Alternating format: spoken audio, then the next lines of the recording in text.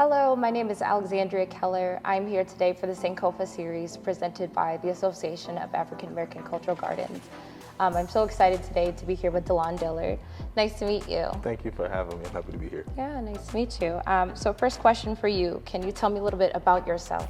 Yeah, I am the 5 p.m. anchor for the ABC affiliate, WEWS, News 5 Cleveland here in Cleveland. Anchor the 5 p.m., so from 5 p.m. to 6 p.m., anchor the evening news.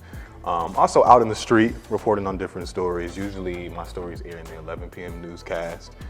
So a mixed bag of things every day at work. Yeah, and from what I understand, you weren't always in broadcast journalism. It was actually a shift while you had in college from finance, is that correct? Yeah, actually. Yeah.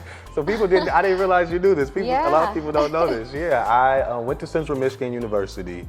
And when I got to Central, I initially majored in finance. Knowing good and well, I don't like math. Yeah. Why I majored in finance, I don't know. But I got there, hated the classes, did poorly in the classes. And I really tell people it had to be God. Wow. That I was friends with people who majored in broadcast journalism, and Central Michigan was the #1 school in Michigan for journalism, lo and behold. And I would see what they were doing in their classes, and I'm like, that's cool, I kind of like that. And there was an on-campus news station, News Central 34, and you could audition to be an anchor, reporter, whatever it may be. It was all student run. The producers, Awesome. Directors, reporters, meteorologists, everything was students. It was oversaw by faculty, but everything was students. And I auditioned, even before I changed my major, auditioned to be an anchor. Yeah. And I got it in the first audition. And usually it takes 2 or 3 auditions. So people were asking, like, how did you do that? And I'm like, I have no idea. Yeah. And awesome. Getting that experience is what taught me, this is what I want to do. And Wow. then changed my major. And years later, here I am today. Yeah, so DaLaun, you are new to Cleveland, about 3 years you said. What is it like transitioning here? What are some of your professional accomplishments? I mean, you've been able to do so many things. And, Yeah. I'm grateful for that too. It'll be 3 years in the spring. It doesn't feel like it. Yeah. I remember when I was interviewing here, everybody knows Danita Harris.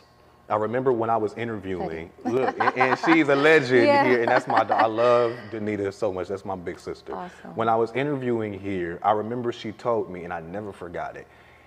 I can't remember the exact wording, but I remember she essentially was saying, if you welcome Cleveland into your life, if you are open to Yes. welcoming Cleveland, Cleveland will welcome you. And it is so true. Right when I got here, people were inviting me to come on the radio shows to be interviewed, to introduce me. People were asking me to come and MC. I'm like, I just got here. Y'all don't even know me for real. No, it doesn't matter. Right, yeah, and I was so grateful of it because that's Yeah. what that's what I like doing. Beautiful. To me, it doesn't feel like work. So instantly, I was able to, in a sense, embed myself in the community, and I'm so grateful for that. I'm a member of Kappa Alpha Psi Fraternity Incorporated, so the alumni chapter here immediately Awesome. welcomed me. They've invited me to come and MC events and be part of their events, obviously being involved with that chapter. Last year, December of 2022, I joined the 100 Black Men of Greater Cleveland. Sure. So being able to mentor young Black brothers, be amongst other young Black brothers who are doing awesome things in the community.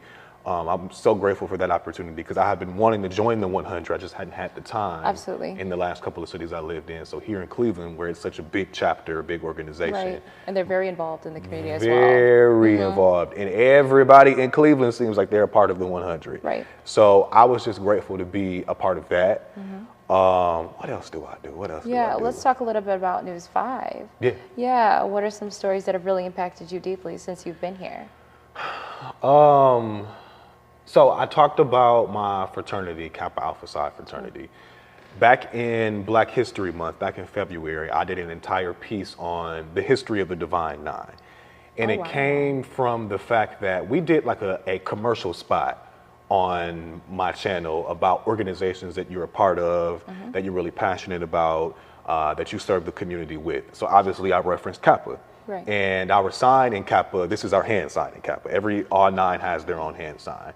So there was a picture in the commercial of me with a couple of other of my fraternity brothers. We were all throwing up our hand sign. And when it aired, people were emailing the station concerned about the hand sign that I threw up. And a couple of people referenced the fact, essentially tried to call me a white supremacist. Me. Yeah, not knowing their history, not knowing the background. And I'm black. Right. So why? Right. So 100. That first and foremost. first and foremost, let's address the elephant in the room. So one of my coworkers actually, and I ignored it. In our career, we are used to getting emails that can be ignorant, that can be ill-informed, whatever it may be. So I just rolled my eyes, ignored it, kept going. And there was several emails that it was either people referencing that or calling it, implying that it was a gang sign. That's what I thought you were saying. That too. It was one of the two. So instead, one of my coworkers was just like, why don't we do a story educating people on what not only your fraternity is, but what are all 9 organizations in the Divine Nine? Why were they created? And what do they do today? And I'm like, well, that relates to obviously Black History Month, because we were all created in the midst of heightened segregation, heightened racism. For a sense of unity and inclusion. Exactly. Yeah. So I did that story and referenced the reason why I did it, and immediately it went viral, just right in Black History Month. It was people that I know from all over the country that just happened to see the story on social media, friends of friends, mamas of mamas, emailing me or contacting my parents, just saying, we saw that story, what a great job you did.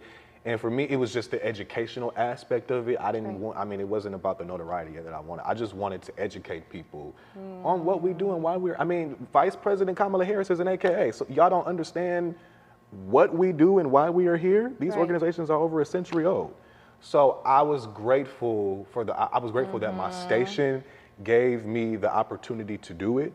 And then the fact that it flooded social media, that it flooded people's minds, and that people were talking about it. And some people still had questions and concerns and comments even after. It is cool. But that is a story that stuck with me because it was based on something that I experienced. And then I was able to turn that experience around to just educate people. Right. So I've done so many stories, but that is the one story because we did it in a way. My station gave me the time to dig into it, to really put to perfect it in a sense. And my photographer, editor did such a great job on it. So I was just grateful for that. Yeah, and kudos to, of course, Channel 5 for being so open-minded. And also for supporting you when you feel so othered at the same time. That's a fantastic story. Any lessons that you've learned along the way? Just changing careers or maybe while you're in the business already? Several. I think the biggest thing is to remember why you started and remember why you were hungry in the beginning. Because this business is not easy. It is so tough. And a lot of times you can work with people, experience people, deal with things that could steal your joy. And I think I've had to remember just why I started, why I wanted to do this, what lit that zeal in me in the beginning. Absolutely. And when I remember that and remember why I got in this business, that is what keeps me in it and what keeps me going, especially in my earlier years, because it was tough. I bet. So when young people ask you about your story, is that kind of what you tell them a little bit? Yeah, I tell them this business is not easy, but if you stick with it and if you remember why you started, and even when you deal with some of the stuff that is thrown your way, that is tough, that is hard, that, just to be real, that would push you out of the business and push anyone out of this career, I think you should take that and let that fuel you to keep going, because nothing is easy. No career is easy. So I think just taking that really to just fuel you to keep going is what I tell people. Great. And yeah, just remember why you started. Right. I think that's great advice, and I think that'd be really helpful. So you got to cover the George Floyd murder case. Is that correct? Yeah. Yeah. There were protests all across the country, and at the time I was in Omaha, and people wouldn't think that there were explosive, massive protests in Omaha, Nebraska. There were. Wow. And this was several days on end where I was out in the middle of all of it, where people were protesting, things were happening. One of those nights, actually a black young man was shot and killed by a white man. So then that turned into a whole nother major story in Omaha, because this young black man was protesting the death of a black man being killed in police custody by white people, and then he shot and killed by somebody white. Right. So that turned into a huge story within itself. But yeah, covering that is something that I will never forget. Right. Especially remembering how I felt in that. Absolutely, and you are a part of African American history as it is being told, and that's huge, especially being in journalism space. Why do you feel like it's important to tell stories of African Americans and keeping legacy and tradition alive? I think being someone that is black, it is, in my opinion, everybody may not always say this, but in my opinion, it is my responsibility to make sure our stories are being told, right?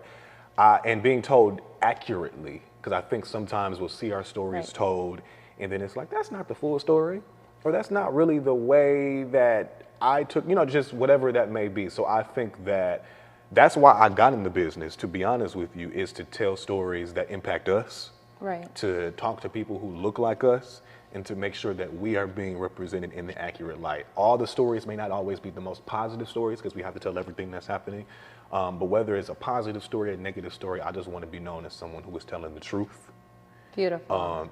And making sure that all sides are being told in the most accurate way possible, and that there's perspective in it, because sometimes we tell stories and then we're not uncovering the perspective or the why this is happening, or the systemic issues, that caused what we are dealing with today.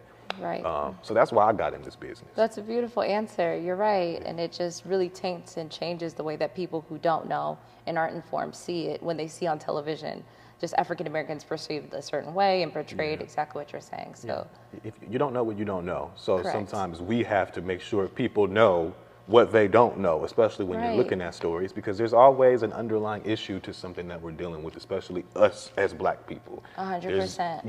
Generational years of issues that led to what we're dealing with even yet and still today. So people got to know that. Beautiful. And the African American Cultural Gardens itself as well keeps that legacy, keeps that tradition very upfront, very just accessible for people. What do you think the value is in having a monument that people can come see like that?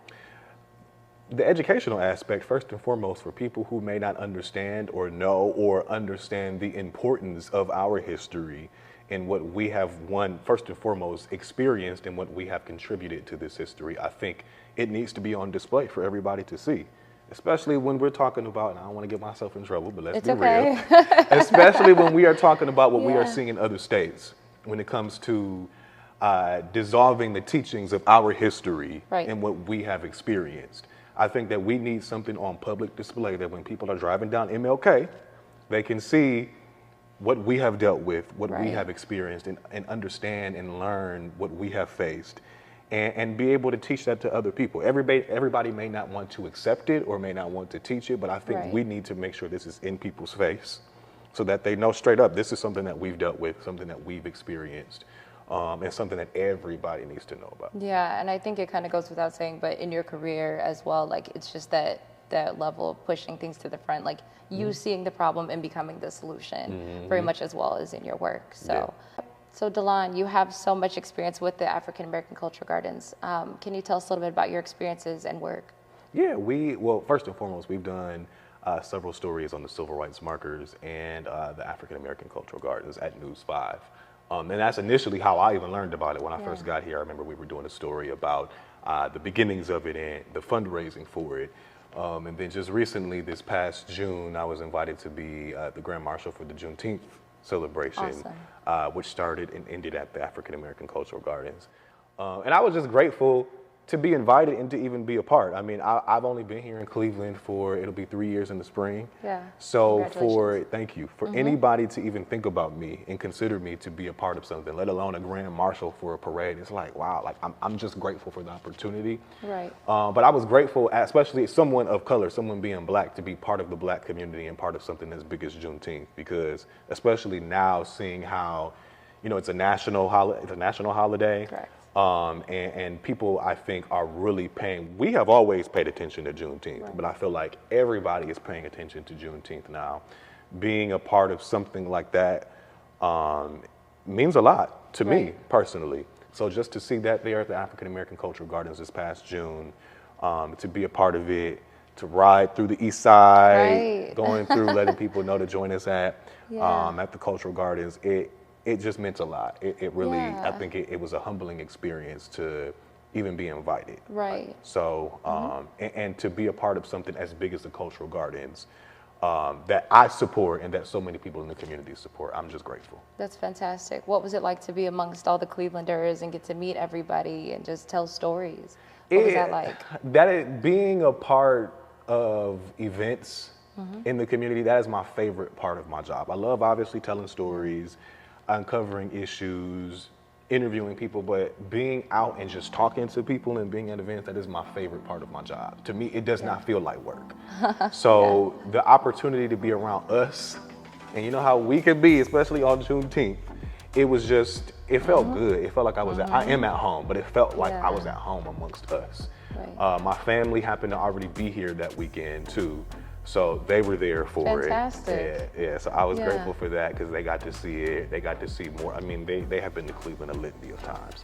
Right. But to be able to see the Black community in Cleveland coming together for something like this, I was grateful. My parents, my sister, my mom was able to experience that and see that. They could see me in it. And they came from Michigan, correct? They did come from Michigan. And they drove my car in the parade, in the caravan, throughout the east side too. They decorated my car and they joined the caravan and was driving around too. So they're all about being a part of it too, one way or another. So I'm grateful for that. Fantastic, good.